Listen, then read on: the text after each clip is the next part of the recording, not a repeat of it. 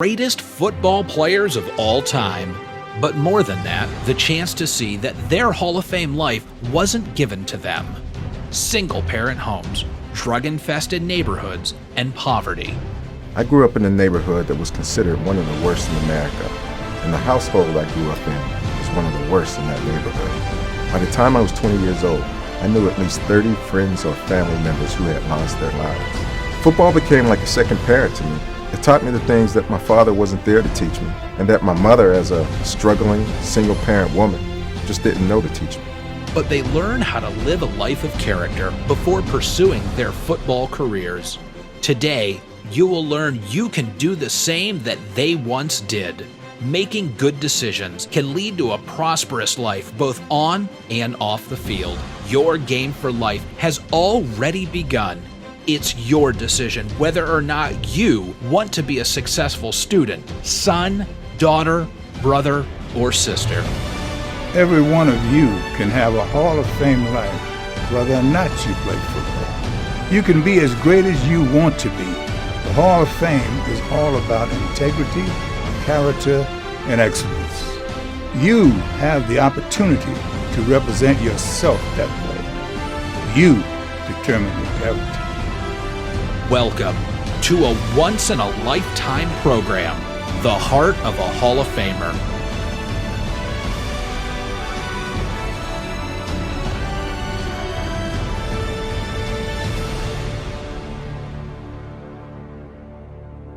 Kellen Winslow twice led the NFL in receptions and had 3 seasons with more than 1,000 receiving yards. In a 1981 playoff win against Miami, number 80 blocked a potential game-winning field goal, made 13 catches, and scored a touchdown. Winslow's exceptional talent forever redefined the position of tight end. Since his induction into the Hall of Fame, Winslow has continued to pursue excellence by working in the university setting and advocating student performance, matriculation, and graduation across all student types.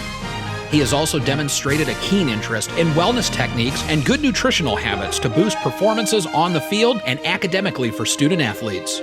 Winslow is a legend, a role model, and a champion both on and off the field.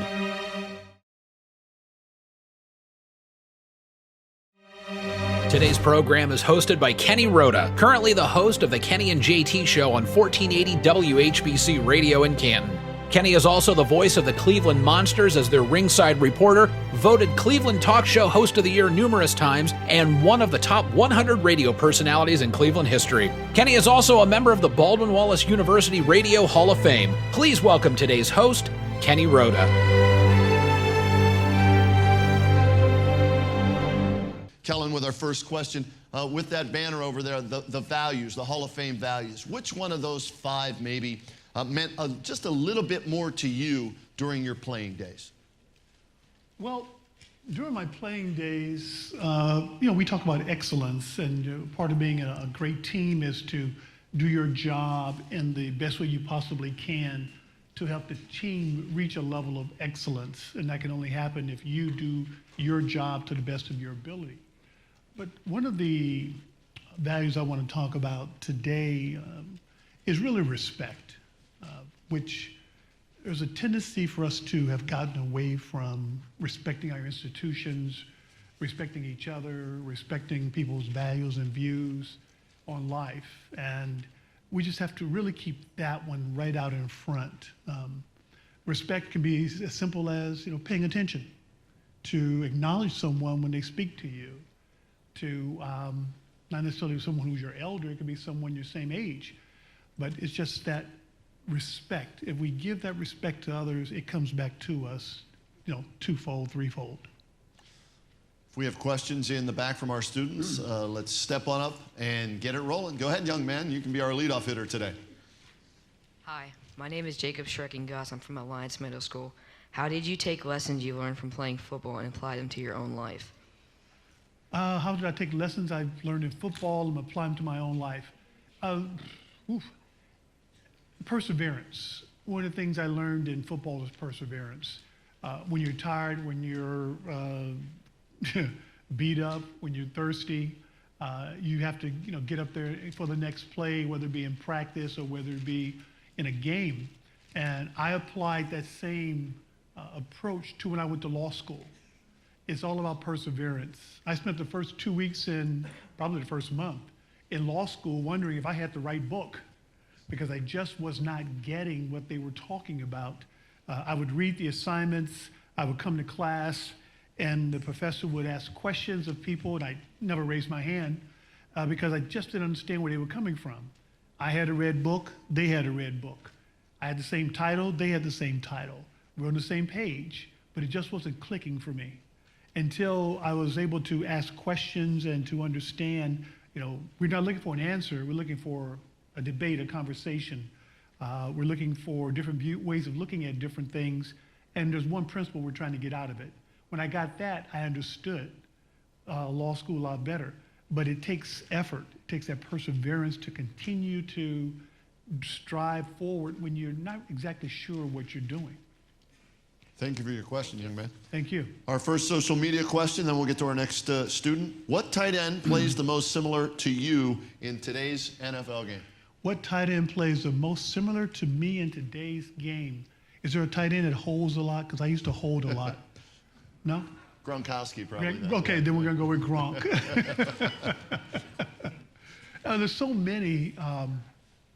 The tight end position has become such a valuable part of offenses, and they're basically the powered forward on NBA or college teams who are now playing tight end in the National Football League. But it's that, I like Gronk's spirit. I like the way he attacks the ball, and he loves to play like he's having fun. But there's just so many good guys out there at, playing tight end today. The kid from Kansas City, Travis Kelce, thank you. And it's just a bunch of them. But Gronk is the one that comes to mind first and foremost. Let's get more of our students with questions for Kellen Winslow. Hey. Hi, my name is Caden Davis, and I'm from Alliance Middle School. When you were struggling with your knee injuries, how did you stay motivated and disciplined to continue fighting through those injuries? In 1984, well before anybody in this room was born, I was in a workplace injury, or I hurt my knee playing professional football, playing against the dreaded Oakland Raiders. I think they were in Oakland at the time in '84. They move around so much. And some people said that knee injury was going to be career-ending. But I was 24 years old. I was at the peak of health.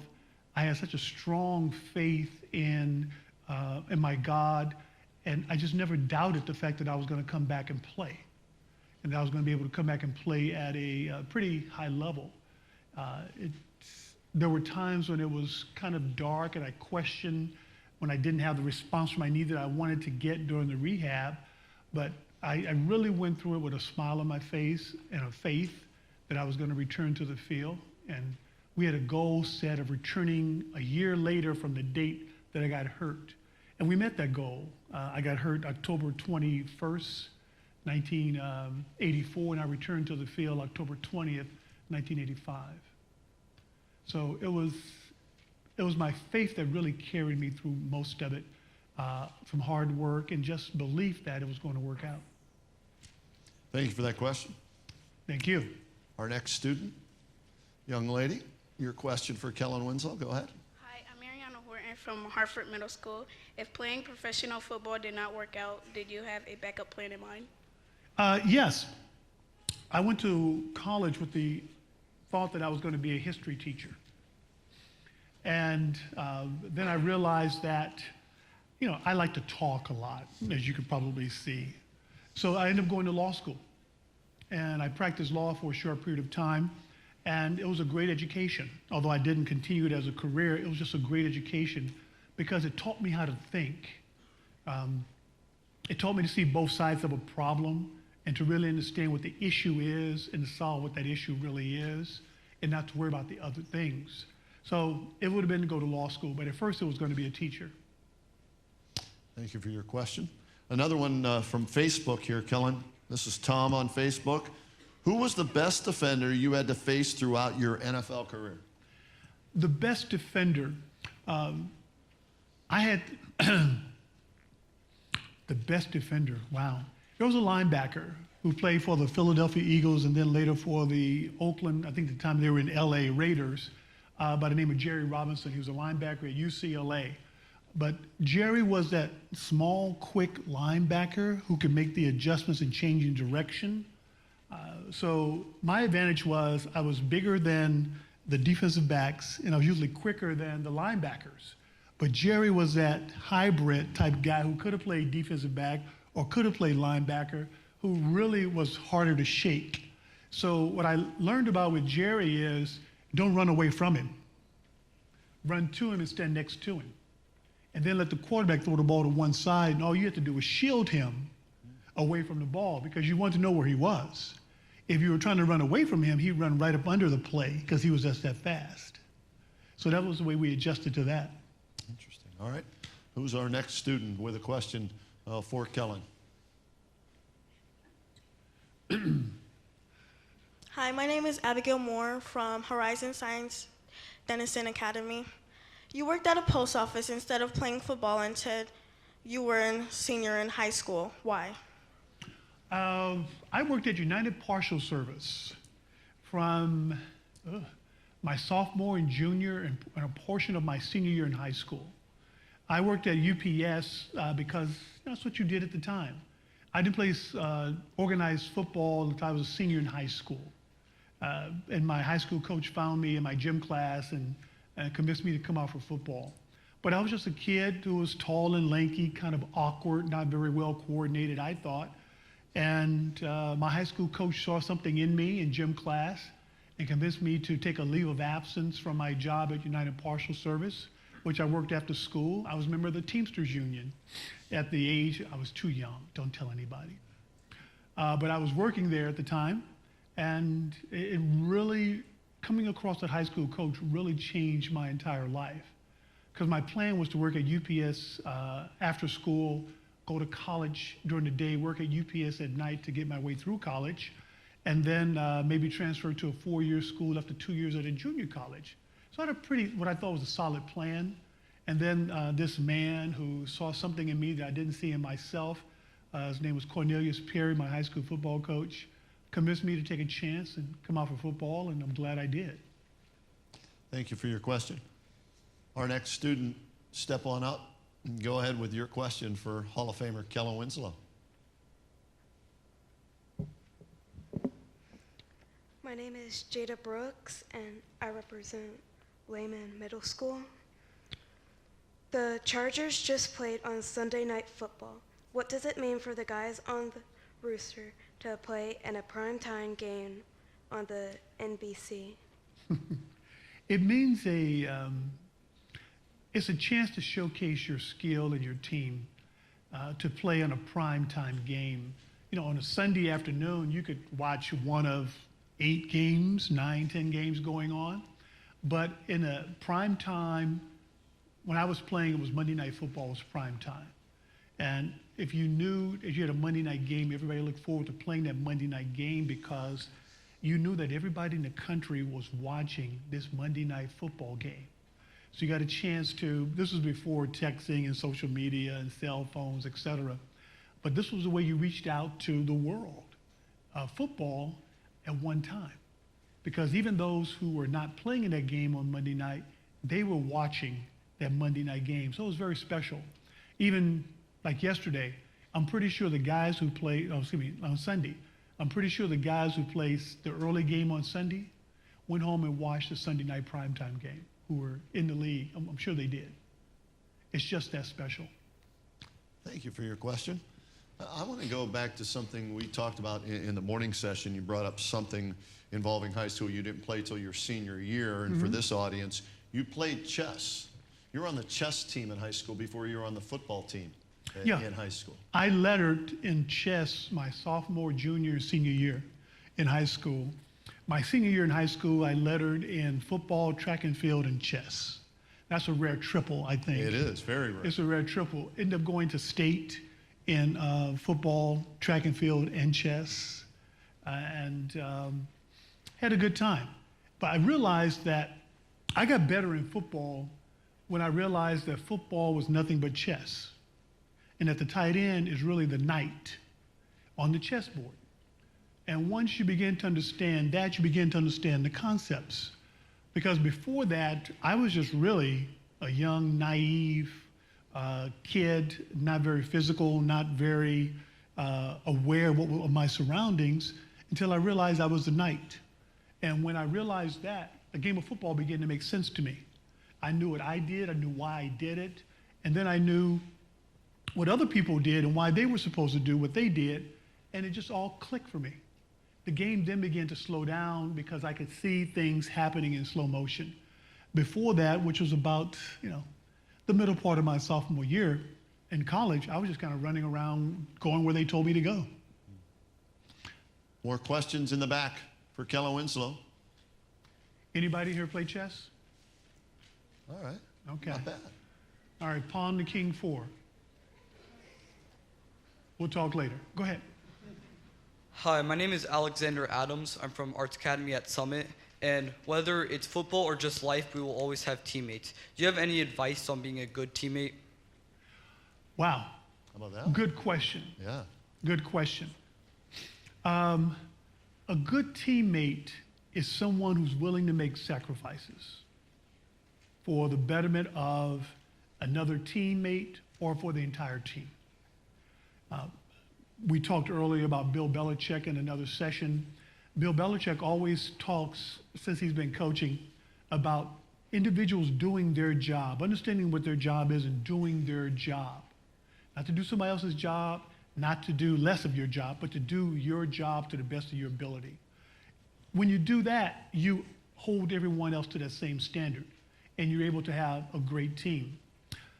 A great teammate, and some people think it sounds corny, but as we've gotten older, as members of the Hall of Fame, as we've gotten older, we begin to understand it's so true. You've got to love your teammates. Not like them, not just respect them. You got to love them. And that means being responsible for them on the field or off the field, being there for them at times when you may think you want to do something else, but being there to help support them in the things that they're going through. And if you find yourself on a team where everybody really cares about each other, you'll be amazed about how special that experience is and some of the things that you can do as a collective that you couldn't do as an individual. It's really a special time. I just went to my 40th anniversary of our Liberty Bowl team in college. I'm an old man. And we sat there as grown men, looking back on that time when we were together at the University of Missouri and the guys who we played with and what they're doing now. And it was really, really an emotional time for a bunch of 60-year-old men, 55 to 60, I should say, men who were just realizing just how special that time was. And really, we were just too young to appreciate it. But if you find yourself in a team setting, it really is a special time in your life. I say appreciate every moment and cherish every moment of that experience. Thank you for your question, young man. Here's one from Facebook. Dwayne on Facebook writes, what do you consider as the best game you have ever played? I like that. The best game I ever played was a game I didn't catch a pass in my mind. It was a game where we had a third-string quarterback in the game. We were playing the Kansas City Chiefs, and I spent 98% of the day blocking. Our passing game wasn't up to par. We were out of rhythm. We decided to run the football. We were playing the Kansas City Chiefs at home, and you were known as the tight end for catching the ball. But the next day in film, and I do believe we won that game, the next day in film, our coach, Ernie Zampese, came in, the receivers coach, came in, and before he turned on a projector is a thing that shows film, for those who don't understand a projector. Okay, he loaded the 16 millimeter film, he threaded it, and before he turned it on, he stood up and he turned around and he faced the offense and he said, I want you guys to take a look at Kellen Winslow, all-pro tight end who didn't catch a pass yesterday, and just see what he did in this game. And then he started to film. And it was all about blocking. It was all about blocking. And it was, for me, it was a great moment. I wouldn't say prideful, but it was a great moment for me because the coaches noticed things that I've been doing.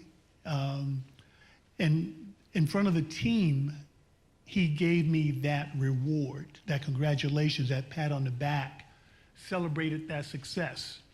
And it was a great moment for me because I was noticed for doing something that I was not known for doing and getting that reputation for. And it was just, I think it was one of the best games I ever played. Now this is coming from a guy that caught 541 passes, 6,741 yards, 45 touchdowns in the Pro Football Hall of Fame, and you're telling us today the best game in your mind was one where you never caught a pass. I never caught a pass. And it makes it such a great game is because of the respect I got from my teammates. That's what makes it so special. It wasn't external praise. It wasn't a stat in the paper. The newspaper probably never said a word about it, I don't recall. But it was those individuals who were closest to you that you know love and respect you, who recognize you for that. And that's where you get that type of support from. It's going to be internal. External praise is fleeting. It comes and it goes and it changes with the wind. But that internal support, that internal recognition that you get is the one that you can always hold on to and constantly draw from. And the word to use there, respect, one of our Hall of Fame values listed on that banner right over there. Let's go to our students again for another question for Kellen Winslow. Young man, you're next. Go ahead. My name is Nigel Harper from Washington Park. My question for you is, were there things you learned on the football field that made you a good athletic director after you retired? Yes. I've been an athletic director at 3 different schools, and I always draw on my experiences in the game of football. In football, you have to be organized, and you have to be pretty smart.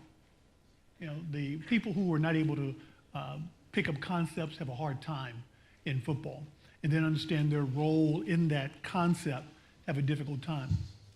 And I learned discipline, I learned organization, and I learned perseverance.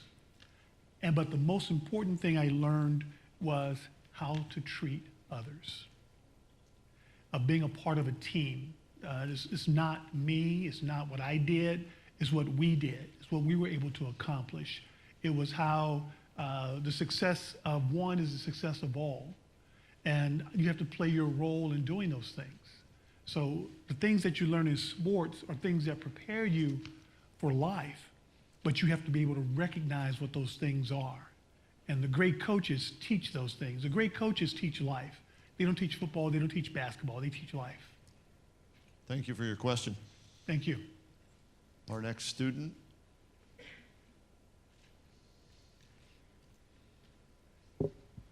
My name is Larry Merriweather. I'm from Hartford Middle School. What was one moment in your life when your character was tested? When my character was tested, it was probably against the Raiders. Yeah, they tested everything at the Raiders. Your patience, your Christianity, everything. They tested everything. On the football field, it's, things can get a little emotional. They can get a little carried away. I'll share one story with you. It was in a Pro Bowl. The All-Star game that we played in Hawaii every year. There were several Hall of Famers on the field that day because it is an All-Star game. And even in a Pro Bowl, which is supposed to be a little, lighthearted, it becomes competitive. No matter what the situation is, we're professional athletes, we all want to win, we're competitive. It became a little bit competitive. So Anthony Munoz, who's in the Hall of Fame, was right next to me, and we were blocking this guy by the name of Reggie White. And there were a couple of guys who started using language that is not appropriate. Of course, Reggie White's nickname was the Minister of Defense. And I got a little involved with one of the guys on the defensive side of the ball. And I said something that was a little bit out of character for me, not really. And Reggie White said, hey, we're all Christians out here, let's cut that out. And it dropped, it stopped. It was like, okay, yes, sir. And that was one of those times when you forget sometimes who you are and what you're all about and how you carry yourself. And it's always good to have someone who you trust and respect, as we all did Reggie, to get us back in line. So that's just one of those in-the-moment type things where I would snap back real quick. My mother would not have been happy with me, and she was in the stands. Thanks for that question. Here's another one from social media, actually from Twitter. Bill Belichick once said, all pass-catching tight ends are descendants of Kellen Winslow. What does it mean to hear that from arguably the greatest coach in NFL history? It's humbling. It really is. But it's nothing I can take credit for, because if I had not played for Don Coryell with the San Diego Chargers at the time that I did, we would not be discussing Kellen Winslow. Really? If I'd have been drafted by, the Cincinnati Bengals passed me in a draft, Chicago Bears passed me twice in a draft, the Buffalo Bills passed me twice in a draft, the St. Louis Cardinals, the Baltimore. Yeah, I remember all of them who passed you in the draft. But San Diego took a chance on a tight end that they wanted to incorporate into their system. And it was the system that gave Kellen Winslow the opportunity to do the things that I did.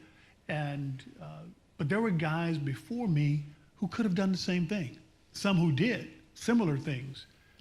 Charlie Saunders, who's in the Hall of Fame. Charlie Sanders, I'm sorry, not Saunders, Sanders. And John Mackey, Jackie Smith, Mike Ditka, were all players who had the versatility and ability to do the things that I did, but the system did not allow them to do that. So I have to give credit to Don Coryell, his staff, Joe Gibbs, Ernie Sampisi, Jim Hannafin, for allowing me to have that freedom. More questions from our students in the back. Go ahead, young man. Hi, my name is Jose, and I represent Lehman Middle School. If you could be a professional in another sport, what would it be? If I could be a professional in another sport, what would it be? I would be the first baseman for the St. Louis Cardinals. Batting right-handed, throwing right-handed, driving the ball to right field. You've thought about this. Not really. Sounds like going the opposite way. Huge baseball fan, even when I'm on the road so much. I live in the Illinois area, not too far from the St. Louis Cardinals. Grew up a St. Louis Cardinal fan, football and baseball. And it's just it's a great organization. It means so much to the city. And if not football, I think I would have played baseball, except for that they allowed the curveball. You know, can anybody hit a curveball? I don't get that. It's a curveball. It just comes at you. It is here, and then it's someplace else. How are you supposed to know that? Fastball, I'm okay with. Right. Maybe a slider, but that curveball I look like Charles Barkley's swing on a curveball. Golf swing, yeah. Look it up, you'll laugh later. Yeah, you will. More questions in the back from our students, and then we'll get to some more via social media. Again, if you're sending them via Twitter, hashtag HOFvalues on Twitter, and on Facebook, your name, the school, and your question. Go ahead. I'm Corey Bertowski from Washington Park High School. How cool is it to see the success of Russell Wilson, considering you roomed with his father 1 year at training camp? Oh, yeah. Didn't know that. Yeah, Russell Wilson, the quarterback for the Seahawks. His dad, Harry Wilson, and I were roommates, and I think my second year in the league, and during training camp, we called him the professor, because the professor, he dressed nicely all the time, and he wore these glasses, and you could tell he was so much smarter than the rest of us. And I'm pretty sure Harry was one of the reasons I ended up going to law school, because Harry had already graduated with his law degree when he got a tryout with the San Diego Chargers. So, yeah, it was very cool. And I remember, Russell when he was very, very, very small. And of course, his mom's done a great job. Unfortunately, his father's passed on, but he was always a dear friend and throughout the years. So it was very cool. Thanks for your question. More from our students. Go ahead. My name's Caden from Lehman Middle School. Pro Football Hall of Fame class of 2019 semifinalist Tony Gonzalez said he looked up to you. What does this mean to you? It probably means I'm taller than he is. No, just kidding. It means we all have our heroes. We all grew up, if we were fortunate enough to have exposure to television and now social media, people who are heroes of ours that we emulate because they're in a position that we want to be in. Hopefully Tony will be a part of this year's induction class. I can't see any reason why he won't be, but it's, I had heroes growing up. Mine were John Mackey and Jackie Smith and another tight end at St. Louis called J.B. Kane. So we all have them. And we all get kind of giddy when we meet our heroes. And it's just kind of, we kind of revert back to that childhood. I remember I got a chance to go to the White House and meet the President Obama and the First Lady Michelle Obama. You would have thought I was a 6-year-old child. I was in the White House meeting the President and the First Lady, and they were so kind and so gracious, and I just didn't know what to say. Thank you for that question. What did it mean to you in 1995 to get inducted into the Pro Football Hall of Fame? It's the most unique team, unique fraternity there is, 318 members only. You can never be cut from this team. You'll always be a part of this team. So for you to get that call, you're wearing that jacket, that gold jacket, what did it mean? My jacket, I looked on the inside because it gives me the number of Hall of Famer that I am. Of the 318, I'm number 180. When I joined a law firm in Kansas City, Missouri, I was a 180th attorney at that law firm. My football number, as you've seen on the sheet, is number 80. So this numerology, the coincidence of those type of events are really significant to me. And first thing I noticed that I was 180. Right. It just really gave me a kick in the head. It's hard to explain what it means to be in this group. It really is. First of all, I don't feel like I'm worthy. What have I done to earn this type of award, to be a part of this type of class, to have a location in Canton, Ohio that carries a bust of you, and when you come here to visit, people say, welcome home. The volunteers, the folks who work here. And they treat you with such reverence, which of course is a form of respect. And I never feel worthy of this honor. And I sometimes wonder, is my bus is still in there? Did they take it out at night when I'm not here? I went up, when I got here this morning, I went upstairs and checked, it's still in there. I'm gonna chain it to the bar so it doesn't go anywhere. But it's humbling, and you never feel worthy of an honor. I don't feel worthy of an honor of this type. There are so many other individuals who are probably more deserving than I am, but I am so blessed to have played with the team that I did when I did, that created the situation for me to be recognized for this, and I'm very appreciative of it. Another one from Twitter. What has been the coolest thing about being a Hall of Famer? Getting to wear that gold jacket? The coolest thing is, in this very room that we're in today, we have on Fridays during the Hall of Fame weekend a lunch. It's called the Ray Nitschke Luncheon. And that lunch is only for those who are in the Hall of Fame. So I get a chance to sit in a room with my heroes that I grew up with, and to hear them referred to me as Kellen and how is your family, and check in with them.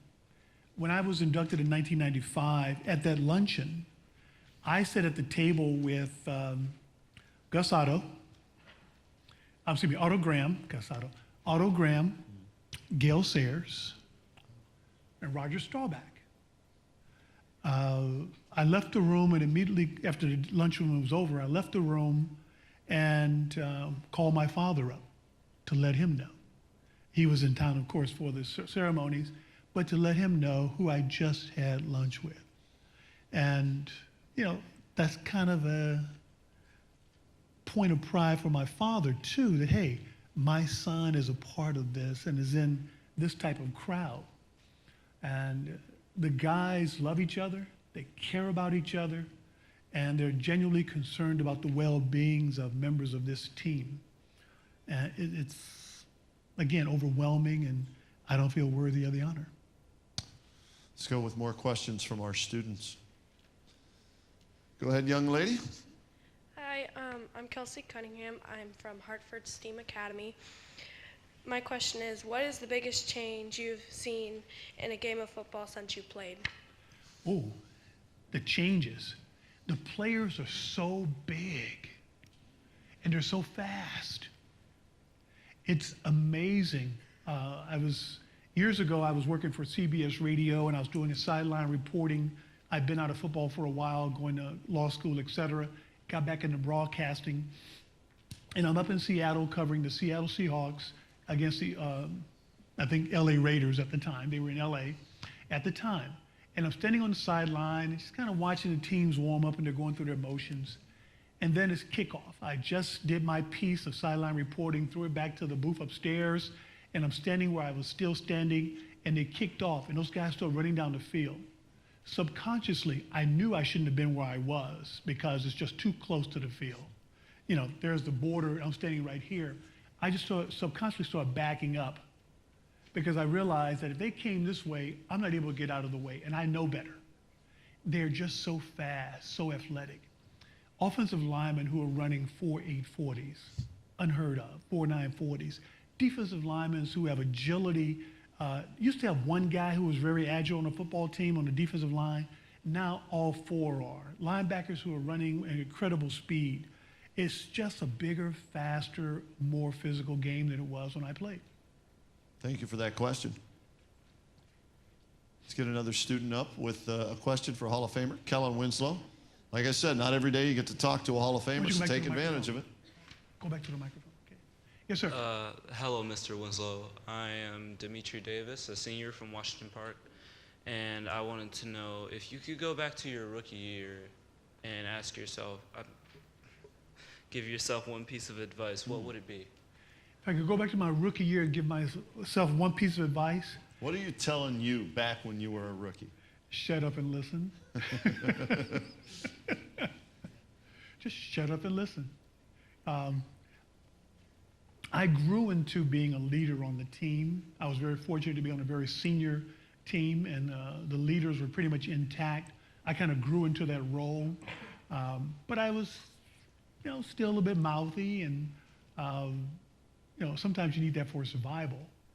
But my advice would have been just to shut up and listen and enjoy the experience. Good question. I like that one. Real good one.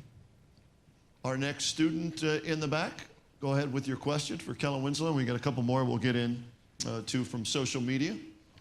My name is Xander Fall. I'm from Washington Park. I'm a freshman. What was the transition from playing in the NFL to retiring hard? Transitioning out of the game is difficult for all of us. It's something that we've been a part of for a very long time. You just don't walk in one day and say, I'm going to play in the NFL. You've got your prep years, whether it be high school and college, how much time you spend there. And then it's the game itself. But our transition is difficult because we're leaving the people that we care most about. We're leaving the people that we've seen on a daily basis, that we've struggled with, that we've laughed with, that we've cried with. And that's the hardest part of leaving the game. is not necessarily the money, which is nice, but it's the people. That's what you're identified with. So now you have to go out into the world and find something else to identify with. Some guys stay around the game by coaching and working in the front office. Some go into PR. Some go into officiating. So they stay close to the game. But it's most difficult for those who don't have that next goal, who haven't committed themselves to something else. I spent the formative years of my transition in law school. I committed myself to going to law school. It was a 4-year process. So that gave me a reason to get up in the morning, and it gave me purpose. So you have to have something that's going to give you purpose, a goal that you're committed to that's going to give you purpose. And then that gives you direction. And that transition was a little bit smoother for me than I think it is for some people. Thank you for that question. Kellen, we're going to put a picture up on the screens behind us here. Can you talk about how this photo came about and what that game was all about? I think I tripped down the stairs, and these guys were helping me up. This is a game against the Miami Dolphins in Miami, Florida, in the infamous Orange Bowl. Have they torn the Orange Bowl down yet, or is it still there? I think it's still there. In the Orange Bowl Stadium on January 2nd, 1982. I remember it so well because it was a major day in my life. It was a game against the Dolphins where we went up 21-0 and ended up winning the game 41-38. The Dolphins came back, made a game of it. I had several injuries in that game. It was hot, it was humid, and it was in January. I went into that game weighing 248 pounds, came out weighing 236 pounds, with stitches in my lips, and shoulder pads changed a couple times because they had broken my shoulder pads. That play right there is the last play of the game when we kicked the field goal, a winning field goal, our kicker, Rolf Bernerschke, and I ended up on the bottom of the pile. I was the left wing, and if nobody came to my side, my job was to turn and shore up the middle. And I went to shore up the middle, slipped in the sand on the field. It was a sandy-based field, soil in Florida, and ended up on the bottom of the pile. So our offensive lineman plus their defensive lineman fell on me. When I tried to get up, because of severe water loss during the game, the middle part of my back all the way down to my calves cramped up on both sides of my body. So I'm on the field, trying to find some relief, holding my face mask like this, waiting for the cramps to pass, and the trainers came out. I never saw the winning field goal. I knew we had won. I knew the field goal was good because the crowd got quiet. It was definitely quiet. And teammates came running out on the field, and it was just a big moment of celebration.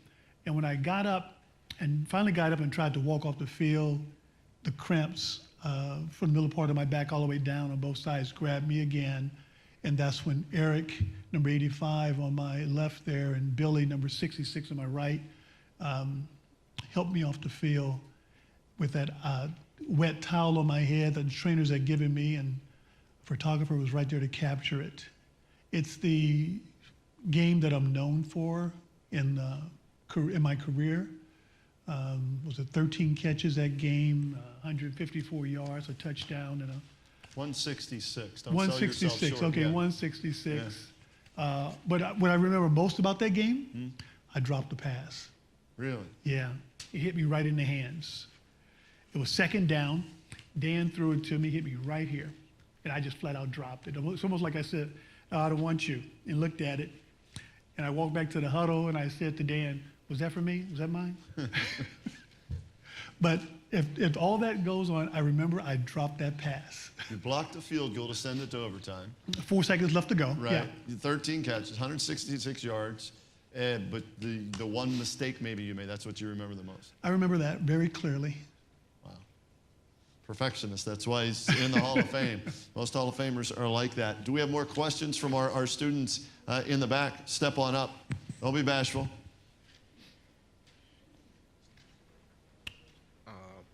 My name is Warren Woodland, Washington Park. My question is, when you first came into the league, was there a veteran player who mentored you or a player you tried to be like? When I came into the league, as I said earlier, I was the youngest guy on the team, and there were several veteran players on the team. John Jefferson, who I'd have played against in college, who went to Arizona State, a great wide receiver, and there was Charlie Joyner. And there's also Bob Klein, who was a tight end, who had played for the Rams and the Chargers, who was still with the team, which is a good role model. But Charlie Joyner, who's in the Pro Football Hall of Fame also, and John really took me under their wing. They really did, and guided me along the way. As I said, I wish I'd have shut up more when I was a rookie. But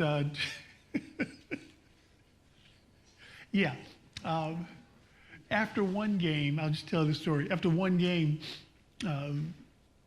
I've been called for pass interference, which I think ended up costing us the game. And I was so mad at the officials. And Charlie came over to my locker after the game, and he said, Winslow, when you talk to the reporters, keep your mouth shut. I stood there and said, okay, all right, yeah, yeah, okay, I see what you say, yeah, okay, got you, yeah. Turned around, talked to the reporters and said, that referee, blah, blah, blah, blah, blah. Just couldn't control myself. So that's what I said. So even with that great advice, I was just so young and so excitable that I just could not take that advice. And years later, I wish I had have listened to my mentors. So Charlie and John were really, really the consummate professionals, how you prepare for practice, how you prepare for a game. And I really just followed them around and did what they did. Thanks Except for that question. talking to the officials. Yeah. From Caitlin on Twitter, do you consider yourself famous, a celebrity, or just a role model for all the younger people out there looking to play football? Good question. I consider myself Kellen, not necessarily a celebrity. A football player. I used to be a football player. I'm no longer a football player. But I do try to, I'm aware of the fact that because of what I used to do for a living, people may listen to what I say, and I try to use that platform to get those messages across. For example, I used to go to a lot of high schools to speak, a lot of rallies, et cetera. And I tell the kids that, okay, what you're about to hear is something you've already heard before. It's just coming from a different source. It's the same thing your parents are telling you, it's the same thing your teachers are telling you. So if it means that I come here and you begin to listen to at least one thing that I say that they've already said to you, then okay, my time has not been wasted. But if you sit up here and you waste my time, and you waste your teacher's time and your coach's time, then it's on you. You are responsible for what happens to you. If you don't use the resources around you, if you don't take advantage of this great setting that you're in, no matter what your high school is, no matter what your situation is at home, you can overcome those situations and you could be the best that you could possibly be. But you've got to tell me what excites you. You've got to find out what excites you. You've got to find out what drives you. What do you like to do? And it can't be just sitting around listening to music with my friends. And music may be your thing, and that's okay. But it's got to be something that drives you. We got to find out what that is. And then when we do, we got to go at it wholeheartedly. But if you stand up here and you listen to people who are the same age you are, who've done less than you do, then no, you're not going anywhere. Nothing's going to happen. You want to go where those who are older than you are. And you should listen to them and find out how they got there. So if people around you, they may be around you for a little while longer. But from high school, from grade school, I have 2 good friends I stay in touch with. From middle school, I have 2 good friends I stay in touch with. From high school, I have 3 good friends I stay in touch with. 2 of those are the same people. From grade school, middle school to high school. 2 of those are still the same people. And that's pretty much what it's going to be for you. Being popular is overrated. That's short-term goals. You want to set long-term goals. Your long-term goals involve education of some form, whether it's a vocational school, whether it's a four-year institution. Education is going to be a major part of your growth. If you don't read now, start. If you don't read on a daily basis now, start. Dictionary.com. If you've got a phone, sign up to dictionary.com and get their word of the day every day.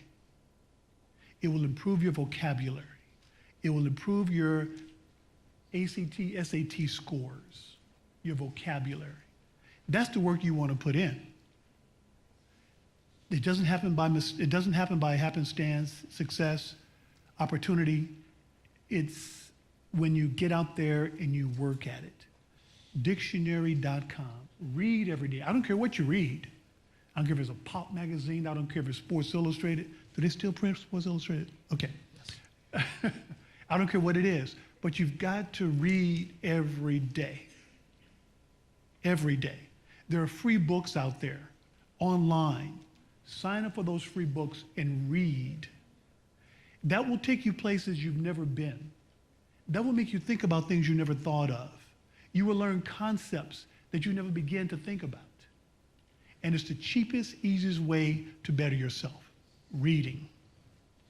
More questions in the back. We got about 10 minutes left, so if you want to get a question in for Kellen Winslow, go ahead and do it now.